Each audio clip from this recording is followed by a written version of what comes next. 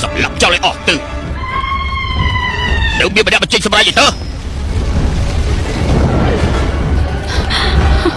ឯងចប់បាត់ជីវិតខ្ញុំឯងទេឯងសម្រាប់បងប្អូនផ្លំរីកបលាំងត្រូវតែមានទោសស្លាប់ក្នុងលោកគ្មានរីកបលាំងទេគ្រាន់តែដូរវេនគ្នាកាត់កាប់ឯទៅដាក់ដាវចុះព្រៀបទៅឯងនៅតែជាម្ចាស់សិទ្ធិ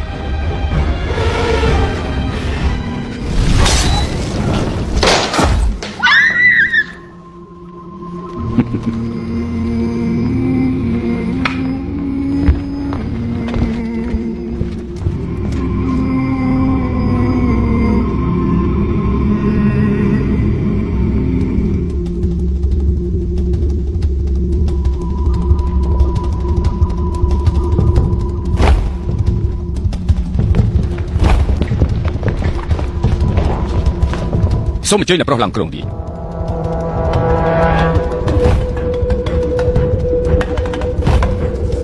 ព្រះអង្គឡើងគ្រងរាជ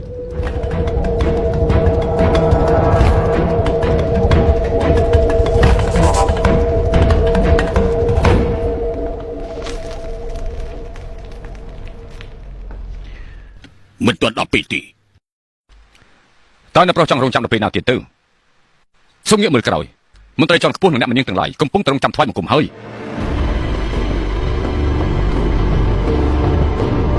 ហូងលាវកំពុងតាមរកម្ចាស់មាសជីចាគាត់មិនទាន់មកវិញត្រូវទុករីកបលាំងនេះឲ្យនៅទុកនេះអ្នកប្រុសអើយខំទ្រាំច្រើនឆ្នាំរៀបចំផែនការច្រើនឆ្នាំសឿតែទៅហូងលាវសម្រាប់ទៅហើយតម្រុំតែបានរីកបលាំងគឺជាការពិបាកណាស់ហើយនេះបានចោលម្ចាស់មាសឡើងគ្រងរាជ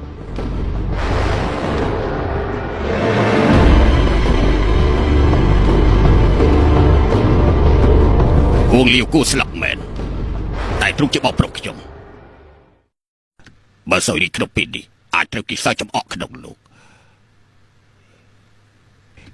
ចាំម្ចាស់មានជីចាក់យាងមកវិញទុករីកបលាំងថ្វាយទ្រង់វិញម្ចាស់ពូជីចាបដិសេធការសោយរីក3លើកទៅហើយត្រូវមនុស្សនៅក្នុងលោកគោរពក៏ប៉ុន្តែបើសិនជាលើកនេះទ្រង់មិនបដិសេធតើគិតយ៉ាងម៉េចទៅ